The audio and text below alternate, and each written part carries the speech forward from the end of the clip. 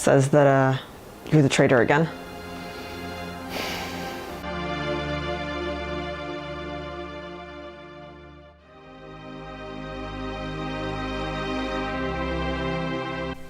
So today we're talking about this bad boy. This is Mansions of Madness 2nd edition to be particular. I know the person that commissioned this has been waiting on this for quite a long time, actually ever since I did the Betrayal review back on Halloween, so it's been quite a while, but it's finally here. In this review I'll be covering both editions of the game. The first one was released in 2011 by Fantasy Flight, which is the same publishers that did the second one, so no big changes there. But the original game was designed by Corey Konecka, and the second edition was designed by Nikki Valens. If you owned the first edition, but you bought the second, good for you. I'll go into it more later on why you may want both editions. But just know that the second edition has a first edition conversion kit that you can use. But for now, just know that when I refer to Mansions or just Mansions of Madness, I'm referring to the second edition as that's the more popular one. I already mentioned Betrayal. I already did a review on that game, so if you haven't seen that, you should probably go check that out because I will be making a lot of comparisons. It was also one of my favorite videos that I've made, and if you want to check out my greatest hits, there will be a link to the playlist in the description and at the end of the video. So the first comparison I'm going to make to the separate editions, Betrayal, and actually any game that contains miniatures is going to be the piece review, so let's jump right into that. If you've ever played a game like D&D, you know that these bad boys are called D8s. They have 3 Elder Sigils to indicate success, 2 investigation symbols for those instances, and the rest are all blanks. Usually a game centered around dice rolling or exploring is stacked heavily in the investigator's favor. This is so that no one that's low on health is afraid to walk around the hallway or open up a door. At least that's how it should be. This game can be pretty hard. I've had some instances where I've walked around corners and just gotten got. If you're like me and you're bad at the luck-based skill that is dice rolling, you're gonna have a hard time. And this isn't really for a couple of people that are bad at dice rolling. This is the entire group kind of has to be good at dice rolling. And what I mean by that is I recently played the introduction scenario with a group of friends that haven't played the game before, and we actually got the worst ending possible because we couldn't roll all Elder Sigils on the final roll. That was the only requirement. We just couldn't do it. We didn't do it in time. We lost the game. Granted, there were a lot of things that led up to it, and it was kind of our fault for letting it go on for that long, but still. If you're gonna have an introductory scenario in the game, why not in big, bold letters just say, start with this one and make every ending satisfying? You don't want people who are learning the game to spend 4 hours on a scenario that just ends with, yeah, fuck you. Holy shit, it really just dropped the ball on this one, and everyone at the table who had had a lot of fun playing the game went, really? Like, that's it? That's the ending?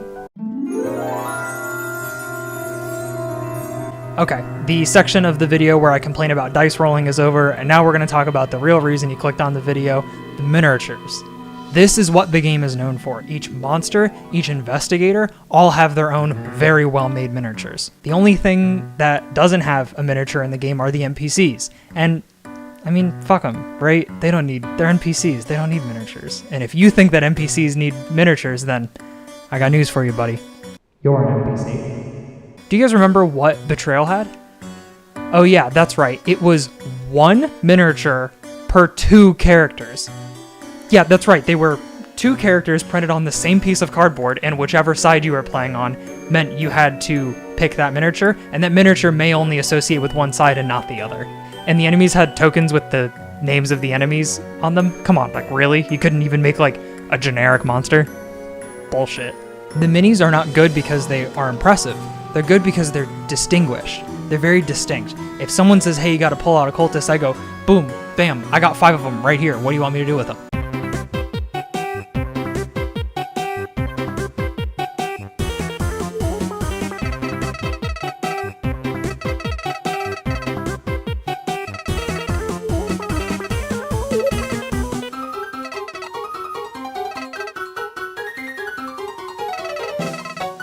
Since there are so many miniatures, one of the really cool things this game does is there's a very easy way to distinguish between what's an investigator and what's not, because some of the enemies are very humanoid. The nice touch that I'm talking about is that they added bases. This actually complements how the game is played, because each enemy mini gets a stand and its stats are underneath it, and viewable from above. Since the investigators are the main characters, they have bases and they can move around freely, and don't require stands or stats since you have your own card with all the information you could ever want about your character right on it. The way that this is organized not only feels natural, but intentional. The game comes with these really nice double-sided panels made out of particularly sturdy cardboard to build the mansion with. These tiles are color-coded to symbolize if they are indoor or outdoor areas, and in case you want to get one of the 5 expansions that followed the release of just the 2nd edition of the game, each tile has a little symbol to denote where it came from and what version or expansion it's used for. So if you're not playing with it, you can just put it back in the box. They really did think of a lot of things to improve the organization and user experience when playing with such a massive game. Speaking of organization, let's move on to the mandatory companion app. So the biggest difference between the 1st and the 2nd edition is that the 2nd edition comes with this mandatory companion app. You can get it on pretty much any device. When Skyrim drops for the Xbox Fridge, I'm sure that it's gonna come with this pre-downloaded on it. As you can see, I'm running this on my air fryer right now, but for the rest of the video, I'll be using the HD settings. Ah, that's better. The app is free, so don't worry. But then again, the game isn't all that cheap, so I'm sure the cost of the app and maintaining it is built into the price of the game. Basically what I'm saying is that by buying the game, you're already paying for it. It's not really free. You're probably wondering how they did all of these things in the 1st edition without having a companion app. And that was because you had to have an assigned keeper who didn't really get to play the game, but kind of just did things for everybody and was the dungeon master. That's actually the best description for it. It was just a D&D dungeon master or a game master. You had someone who told you whether your rolls failed or succeeded. It's pretty straightforward. The advantage that the 2nd edition has is that the app is this dungeon master for you. The app tells you what tiles to lay where. Each scenario actually has multiple ways that the mansion can be laid out, with a few of the tiles being essential. Like in the 1st scenario, the kitchen is always to the right of the main entryway, and even the area that you can enter through changes. Essentially, only a couple of tiles are needed in specific locations relative to each other. Alrighty, let's bring it back to the 1st edition of the game. You remember that conversion kit that I mentioned earlier? Let's talk about it. Sir Jack showed it to me when I was a child. He called it the Sublimely Magnificent Mansions of Madness 2nd Edition. Stupid name, huh? You know what? There is no Mark 1. My old man said the name Mark 2 was just something to hook the crowd. He said they'd come back every night expecting to see Mark 1, and they really did come back. I used to get so mad. So every single copy of the 2nd edition comes with a 1st edition conversion kit. This allows those with the 1st edition, or the 2 expansions that came out for it afterwards, to incorporate their existing pieces with a new and improved version of Mansions of Madness. You can carry over your favorite characters, your favorite NPCs, or your favorite monster figures. Since the production for the 1st obviously ended, they just repackaged everything they pretty much had left and just threw it in the 2nd edition. This turned out to be a real noggin scratcher though. It isn't necessary to have, but it adds more variety to the randomly generated mansion maps, as well as giving you more diversity in terms of monsters and characters. It doesn't give you any of the extra scenarios. You can't play any of them without the 1st edition for some reason. And it isn't an expansion, it's just a repackaging of the stuff that went out of print when the game came out. I mean, I'm not complaining, I'm just confused. Fantasy Flight could have just added all of the components from the 1st edition and not changed a fucking thing, and I wouldn't have noticed, because I don't get to use those pieces anyways. I imagine this was inserted later on, due to playtester feedback. You know, something like this. Hey, so what did you think of those What are those? Oh, I just added my minis and my characters with better stats from the 1st edition to this one, because it felt better, and I feel like it gave me better control over the mechanics. Alright, that's enough. Yeah. They said they won't buy it unless we put the old stuff in. I'm right here. I didn't say any of that. I'm just. Yeah. The nerds are insisting on it. Just put it all in a bag and throw it in there. What? No, it doesn't do anything.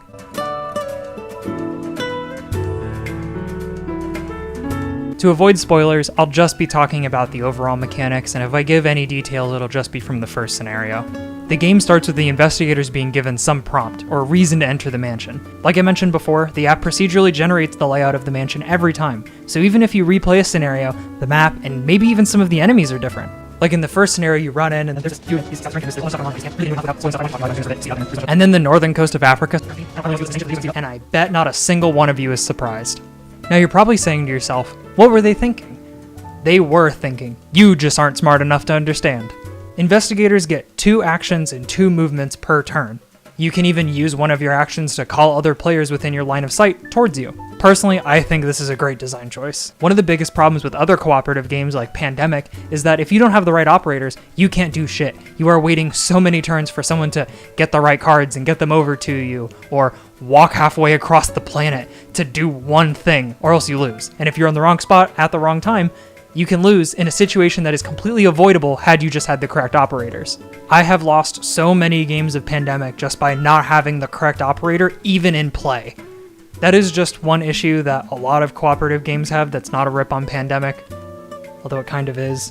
But I'm just saying that Mansions of Madness mediates that very well. While monsters get their own stats in the app and on both sides of their stands, your investigators get these cards that have these backstories, motivations, and statistics. If you look over here, you can see that there are two different types of health. If you lose all of your physical health, you die. And once one investigator dies, the mystery gang has one whole turn to complete the scenario, or the game ends right there. However, the game isn't completely over if you lose all of your sanity. What happens when you go insane? Well.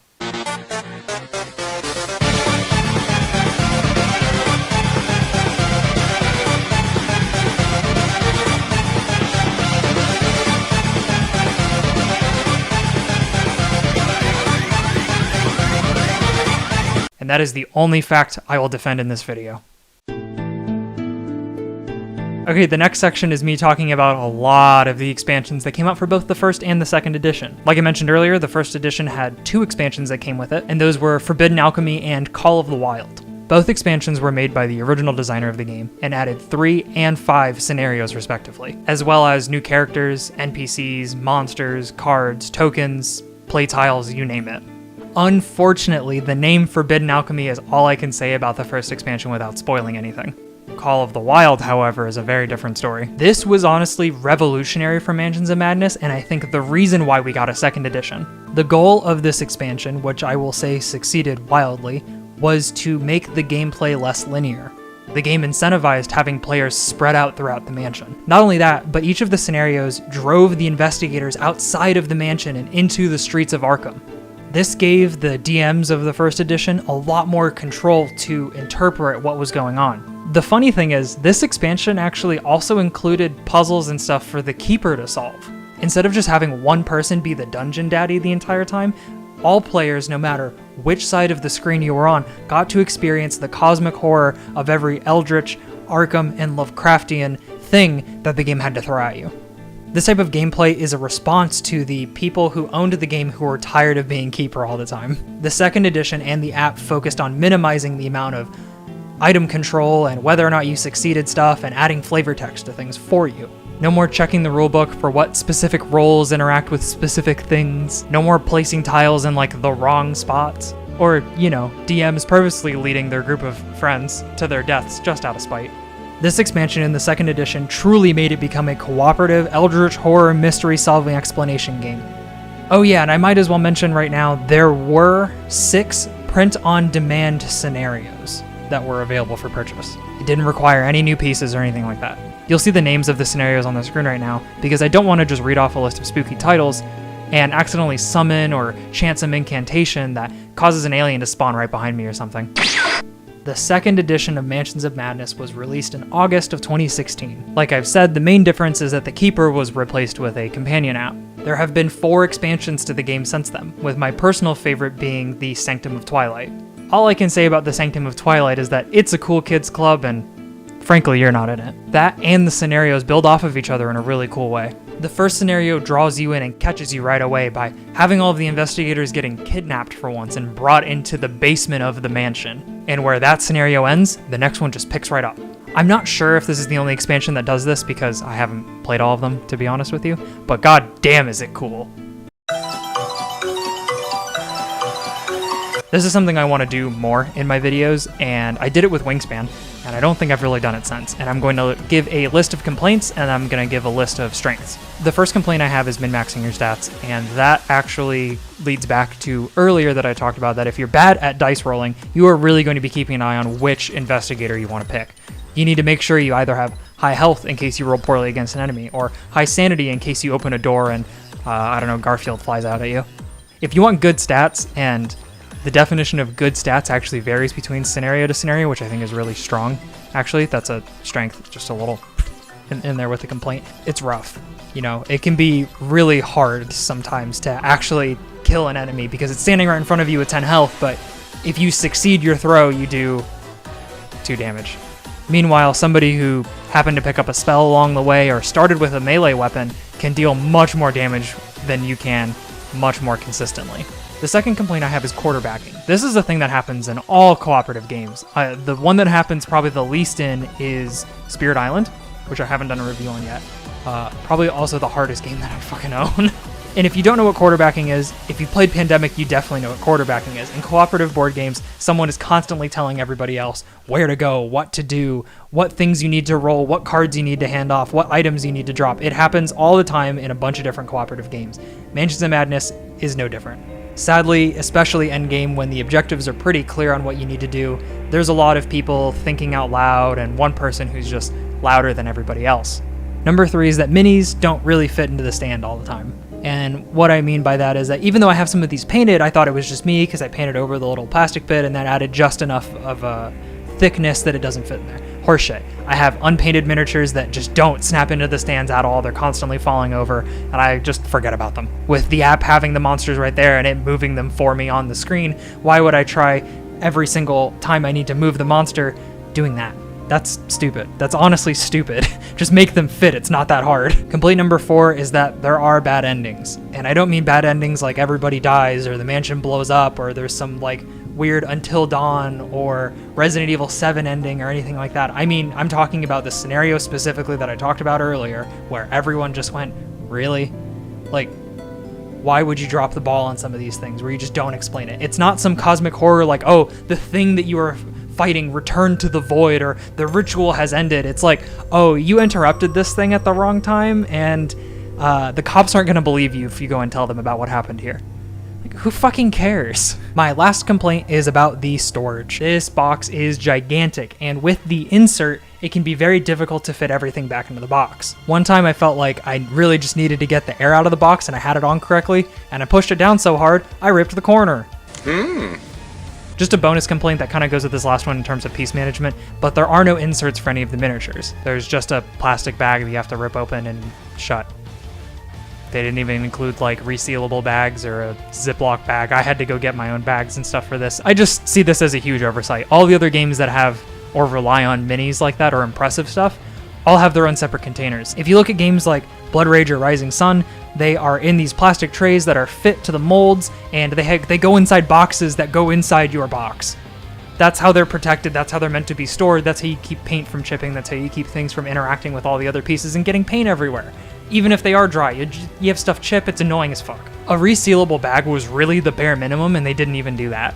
I had to get rubber bands to hold these small ass cards because what I didn't want to open up was the Splendor box on steroids.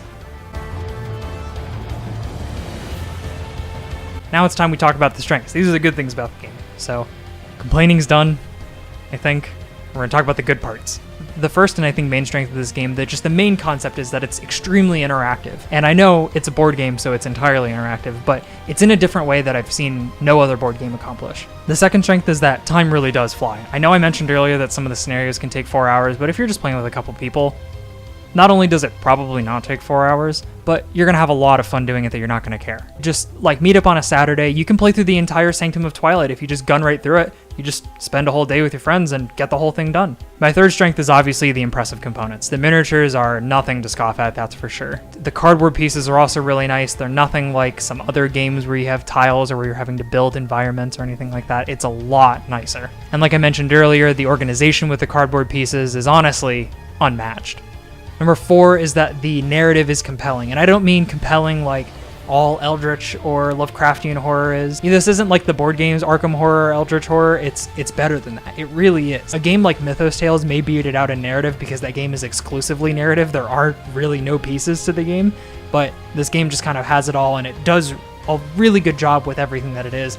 And if you consider the seamless integration between the app, the pieces, and the narrative, I think it does beat out games like Mythos Tales. I don't think anyone that's watching this video has ever even heard of or played Mythos Tales, but that's, if you're an adult, go play that one. It's fun. It's It's a good game, okay? I'll say it. That's an unpopular opinion apparently, but it's a good game. My fifth strength is that anybody can play this game. This kind of piggybacks off of the last strength that I mentioned because the narrative and the mechanics are so intuitive and compelling that anybody that can sit down for 20 to 30 minutes to learn the rules will want to play the game. Seriously, if you can be enticed enough to sit down and listen to the rules, you can play the game. You know, you may not be able to be the keeper if you're playing the first edition or even handle all of this stuff on the iPad if it's your first time playing and all you did was watch It Played's how-to video, but it's there. It's close enough that it doesn't matter. If you are playing with somebody who has watched a little bit more than the video, or if you are playing with somebody who has played the game before, you're set. You really don't have to worry about anything. But then it bleeds into that area. Is it quarterbacking? And the answer is like kind of, but once you learn what you're doing, you can make your own choices pretty quickly, and I don't think it has that big of an issue. Unlike Pandemic, where people who have played the game right off the bat will tell you, you know, where you need to go, what you need to do, what cards you need to hand them, where you need to meet them, all that kind of stuff. Number 6 is the digital aspect, and I kind of touched on this with number 1. The app allows you to do stuff like have mini games, you know, like whether it's a block or a tile puzzle or something similar to Hit and Blow. When you're stuck with like a tile slide puzzle or a block sliding puzzle and you have to do it by yourself, I can get why people would say it's probably disengaging. However, again, I have not seen, nor can I even think of another game that does something like this. It adds elements that arguably may not needed to have been added, kind of like the first edition expansion kit, but they have them. So that's got to count for something, right? I can't count it against the game for having something good like that. It's not like if you fail, the game is just over. If you fail, you just do another action and just do it again.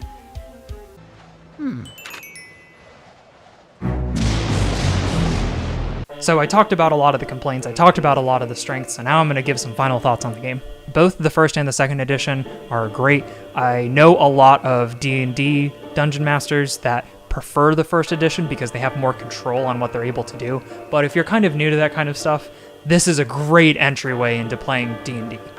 In fact, I know someone who played this game with us who might be joining our D&D group because they found out how much they enjoyed playing this game. So if you are trying to convince somebody to play D&D or a legacy game with you or something like that, have them play this game first, run a scenario with them, make it like 2 hours long, try and like rush through it, but let them take their time to make their own decisions and stuff like that. And then, you know, drag them into D&D or something for a week. See how they do with that. This is definitely the gateway drug to compelling narrative-based legacy games. That being said, the second edition is much easier, it holds your hand, but it does appeal to a much larger audience. The second edition is a gateway game.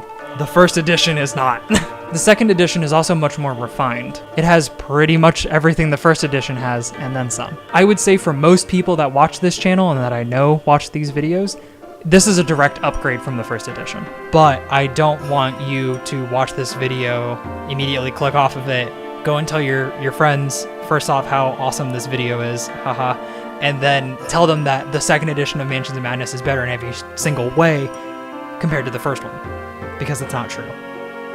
You'll get yelled at, maybe. Maybe if you go on Reddit, you'll get yelled at. For the price, you get what you pay for. I can say that much. It's not cheap, but you get what you pay for. A game like this is still going to cost you an arm and a leg, but I think it is worth it. This is definitely one of those games that, you know, I have it out there sitting on my shelf, and I can always just have people look at it and be like, you want to play it? If you're gonna ask me, is this game right for me? I gotta tell you something. This is for groups of people who can meet up regularly enough to play scenarios that are up to 4 hours long. It's an amazing experience. It's a very niche game, to be honest. Even though I said the second edition is still open, it's still very niche because you have to meet this crossroads of people who like board games and people who like, you know, like legacy board games, and then people who enjoy D&D but don't want to play D&D. You know, you also have to be into board games, have friends, be able to meet up in person, and have 4 hours just to kill one scenario. And in the case of Sanctum of Twilight, that kind of turns into a legacy game. You start asking yourself, well, why wouldn't I just play D&D? As you know, D&D can be played online for free. It's been around forever, and it's pretty well refined. You can even play D&D in person on a budget if you really want to. Mansions of Madness, however, and if you want to get the Sanctum of Twilight expansion with it, it's gonna cost you $125 retail price. The expansions vary in cost, but if you're keeping your eye out, you can find Mansions on like Amazon for $75 to $80 depending on the day, but just know that normal retail price is $100. So if you're gonna pay $100, or if you're gonna be paying more than $100, don't buy it. buy it when it's like 75 or 80. Come on, don't spend your money. That's a free expansion that you're giving up. Just get an expansion. You get to play more. Just do it. As I'm recording, I can't tell you what minute mark we're at or even, what hour mark we're at because it feels like I've been talking for a year about this game. So I'm going to very quickly go over the drink recommendation for this game. Now we go into our certified drink pairing. In this episode, we have the Kentucky Blackberry Barrel Porter. Kentucky has been around for a long time, but the brewing company has been around since 1999. This particular porter is 8.3% ABV. It will kick you in the balls. And much like this drink, you should pretty much only get it if you're into that kind of stuff. The Blackberry Porter is Jess's personal favorite. I prefer their cream ale. Don't worry, it's vegan. It's just a name of the production and how they produce. I'm not going to get into it. Just know that I can drink it. It's fine. I really like it. That's probably my favorite one out of their entire line. They have some really wacky stuff. They have a tequila one. Their most common one is the bourbon barrel. I don't really recommend that one. Kentucky Barrel is known for aging all of their beers in used bourbon barrels. This gives it a very distinct and almost unique taste for every single order that you get. They do have some bad flavors. Like I said, they have the tequila one. I personally haven't even tried it. I'm scared of it. If you're gonna ask me in the comments, which one should I get? Should I get this one? I don't have an answer for you. Just get the cream one. That's my if you find the cream one, just get it. If you find the vanilla cream ale, just buy it. It's good. That's the one I prefer. But the porter is the Blackberry Porter is the one I'm recommending for this episode. Mansions of Madness, for as complicated as it looks, and for as long as some of the games can be, has a very small learning curve. Objectives are clear, and the app really helps you deal with all the nitty-gritty stuff like types of dice rolls and the flavor text. The pressure here is really taken off of the DM. I'm giving Mansions of Madness 2nd Edition a difficulty rating of 2 out of 5. I think every single how to play tutorial video out there that you could find on this game is shorter than this review that I'm putting out. I was not joking when I said if you can sit down for 20 minutes to listen to the rules, you can play it. That is a genuine statement. The app just really helps. The only thing that isn't very intuitive is the dice rolls and what you're aiming for. Some of the effects are kind of weird, but most things are just written on the cards, and the unfortunate part is that sometimes you can't flip over the card or read the entire card or even read the cards that you get out loud because it'll affect the gameplay. I think that's really cool, but I think that's bad for learning. During my first playthrough, and especially coming back to it like 2 years later, I found myself looking up stuff in the rulebook a lot. I found myself looking up a lot of menial things that had a significant bearing on the game. I would actually put this on the exact same difficulty level as Seven Wonders Duel, which was one of my first reviews that I did. Please don't go watch that. It's really bad. All of my anything from like a month ago and older is just bad. I'm not going to recommend you go watch it. But if you have, you know that I gave this game a 2.5 out of 5 difficulty for like the first time that you play it or when you come back to it. And that kind of artificial difficulty just really goes away because just like Seven Wonders Duel, once you learn what the symbols are, this game easily becomes a 2.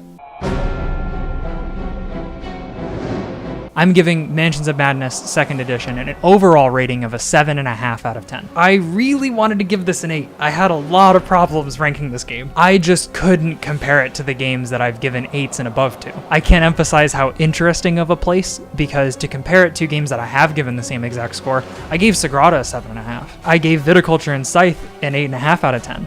I believe that this game is closer in overall enjoyment and rating to Sagrada than those games, and I still think there's a significant gap before it starts, being up there with the upper echelon or the heavy hitters of board games. Then again, Board Game Geek does rate it as the 33rd best game of all time and 15th for thematic games, so what do I know? I'm just someone who talks to a camera for multiple hours. Speaking of Board Game Geek, did you know that I have an account? Oh, you do? Well, our daddies always taught us not to be ashamed of our board game collections, especially with their nice size and all. And if you like what you see, I have a Ko-fi. You can commission me over there if you want a video made on a specific board game or a top 10 list or anything like that. I post a lot of content over there before I post it here on YouTube. There's also a lot of free content. I pay for Ko-fi Gold, and none of it's behind a paywall. You know how we do. Everything's free. But if you do want to know what the process of making these videos are like and stuff like that, I post updates all the time to the Ko-fi, so go check it out. Thanks for watching the video. Like I said before, I got commissioned to do this back in November, so this is kind of embarrassing that it's taken this long. However, it's finally out. So thank you to Jose Huegas for commissioning me for both the first and second edition. I hope that you enjoyed this video. I'm talking specifically to Jose. I don't care if you didn't enjoy this video. I hope he did. Don't forget to like and subscribe. Ring that motherfucking bell. The comment question for this video is, what is your favorite cosmic horror monster? Mine is Garfield. Thanks, and I'll see you in the next video.